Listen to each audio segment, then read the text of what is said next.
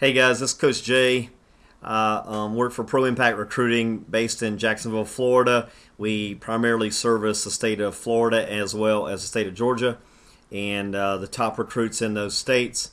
And we provide exposure, connect athletes to college coaches, and help them get scholarships. You can check out our website at proimpactsports.net, and there is a recruiting tab once you get there. Today, I want to just kind of talk to you about just the whole recruiting thing and talk to you about the numbers and let you kind of hear some stuff that you may not hear anywhere else. But I think it's important for you really to understand what it's about, what the numbers are about, so that you can plan accordingly. With Pro Impact, one of the things that we try to do is we want to take on our athletes as early on as we can. Once we identify a player as a good athlete, we want to take them on as early as we can. There's two reasons for that. Number one, the earlier we take an athlete on, the quicker we can get them up to speed, work on their weaknesses, put their package together, make sure that they have everything up to speed as far as grades, academics, athletics, just everything. We want it all to be right. The quicker we can do that, the quicker we can get the athlete on lists, get them in front of college coaches, and right now it requires athletes get their names on lists early. The earlier that you get on, the more opportunities you'll have, and really you got a better chance of moving higher up the ladder. So the other reason is we want to get guys on early is we want to develop them. We want to make sure that they get bigger, stronger, faster. We want to make sure that they get to the right weight, the right speed. We want to make sure that they're at the right camps. We want to put them in contact with the right coaches at the right time. Earlier we can get them on, the better all that is. So here is why this is important. If you just look at the pure numbers on it right now, typically for high school seniors, you have about 310,000 athletes playing high school football right now. So you're talking about 310,000 kids. 1% of those guys will play D1 football. So you're not talking about a whole lot of guys. You're talking about 1%. The next level is D1 AA, which is College of Charleston, Furman, those type of schools, FCS schools, and that is the next 1%. So just for D1 and D1 AA, you're talking about only the top 2% of players. And I will tell you, the whole recruiting industry is built around the top 1%. The Rivals, 24/7, all of those magazines, everybody that's putting things online, subscription sites, everybody is writing about the top 1%. And that is what all the coaches want. They want those 1% guys all day long. And they want that top 1%. The next 1% still gets some attention, but then after that, it's it's a lot harder for guys. So there are thousands and thousands of players that are D1 guys that are playing D2 right now because there just weren't enough spots for them. And so that's pretty much what happens when guys don't get on lists early, when they don't get developed, when they're not talking to the right coaches at the right time. And you got to understand that. And so just because you're a D1 player does not mean you're playing D1. It has a lot to do with what school you're playing for, has a lot to do with the relationships that your high school coach has a lot to do with just how things fall in your favor or not. You can't go to enough camps to move yourself up the line. You got to have some kind of outside support, and that's really what we do.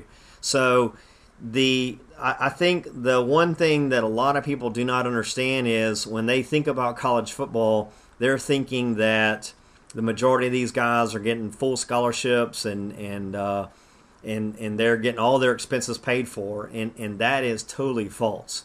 The next group, when you're talking about D2 and D3 football players, those guys many times are looking at 50% scholarships. For D3, they offer no athletic scholarships at all. So the only scholarships they will offer is academic. So for guys, that is the largest group of players that are out there. There are a lot more of those guys than there are D1 guys. And for most of those guys, the average tuition is about $27,000 a year, of which the parents are paying the majority of that, or the athlete is taking out a student loan, which he will repay after he gets out of college. So to me, you want to move up the ladder as high as you can. You want to try to be in that D1 or D1 AA classification. It will mean more money. It will mean less money outgoing out of the household. And, that's one of the reasons why we encourage kids to go ahead and sign up with us early. If you're not in that top 2% of players, it's a roll of the dice. You're just competing against a lot of guys out there. And, it really has a lot to do with how much your high school coach is promoting you out there, if at all, and where you're showing up on different lists. And so we believe that the connections that we have with college coaches, we evaluate our players. We know exactly where they can play based on their height, weight, academics, and everything. We know the schools that they should be targeted, and that's really who we go after. We have relationships with them, and that's one of the reasons why we have a lot of success. I will say that a lot of the kids that we've sent that have gone to D1, we did a lot of things to help them, but they have God-given gifts and talents, and they earned it. But I will also say there are a lot of kids out there who have great height, weight, skills, everything else, and they just didn't play college football because for whatever reason they didn't go across a path that a college coach saw. They either went to a school that didn't do well enough or they just did not get the exposure that they needed. So I can tell you that the company out of Chicago that talks to a ton of athletes, they are filling up a lot of D3 rosters. And that's really not what we're about. What we're trying to do is get our athletes as high up the ladder as they can. We want to get them, in a D1, D1 AA type school. And a lot of that has to do with your skill level and also how hard you work. But at the end of the day, when it's all said and done, based on all your metrics, we will put you in the highest level that you can go. And you're kind of rolling the dice. If you're just not willing to invest in a company like us, you're rolling the dice. You don't know who you're going to get exposed to, and you definitely will not have nearly the opportunities.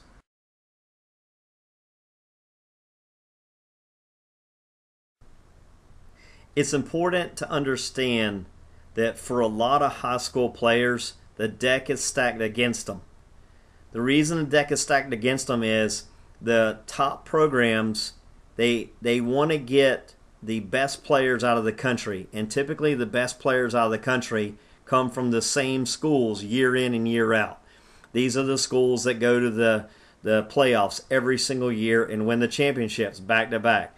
A lot of the coaches, there's a lot of continuity with the coaches. The programs are well developed. They change an entire atmosphere.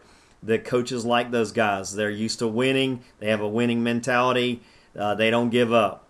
So if you're at a smaller school, if you're at a private school that is not winning, is not winning a whole lot of games or not winning on a regular basis where you're going to the playoffs every year, it's stacked against you. It doesn't. There's a lot of big guys out there. There's a lot of fast guys out there.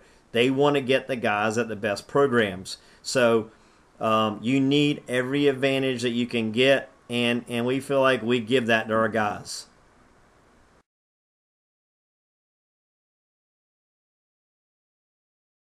For most D1 schools, the guys that are playing at that level, they were playmakers in 9th and 10th grade at the varsity level. And so, to be in that top 1%, you got to be out there dominating. You got to be when you're out there on the field, people know it. They're like that guy's changing the atmosphere. He's making plays. So if that's not who you are, then understand you're not going to be in that top 1%. And so the D1 guys, it is an elite group of people in this country, some of the best athletes in the whole world. And so it's a tough group to be a part of that big group. But these are kids and athletes of great talent and skills, and they earn it. So the other thing that I just want to remind you is there are a lot of 9th and 10th graders that are varsity players, and they also never played D1 or D2 football for that matter. So, we just want to make sure that you understand how an elite group the D1 is. There's tons and tons of kids playing D2 and D3, and it is there's no disrespect for those guys. We think that you can get a great education and a great experience, but it's going to be different. It's going to be different. It's going to be different financially for the parents, and it's going to be different as far as the size of the school. You're talking about with D2, D3, most of those schools, they have student populations of around 2,500 people. For some of you guys, that is similar to the size of your high school. That's some of the bigger high schools in the state. So it's a big, big difference between D2 and D1, and there is no shame if you play D2. I mean, we got guys that play D2, and there's nothing wrong with that. If that's where your talent levels fall, then that's fine. What I'm trying to let you know is, for some of you guys, you could be possibly playing D1 AA, and if you don't make the right moves, you're just not going to hit that level. You'll be playing D2, possibly even D3. So our goal is to get you up the ladder as far as you can. We want to get you started as early as we can so we can start working on you. We can start improving the things that we need to improve so that when college coaches look at you, they say, man, that's a good player. He's a good student athlete. We'd like to get him on the team. So we appreciate you guys. Stay in touch. If you need to talk to me about this more, you can email me or call me, and I'll see you on the ball field.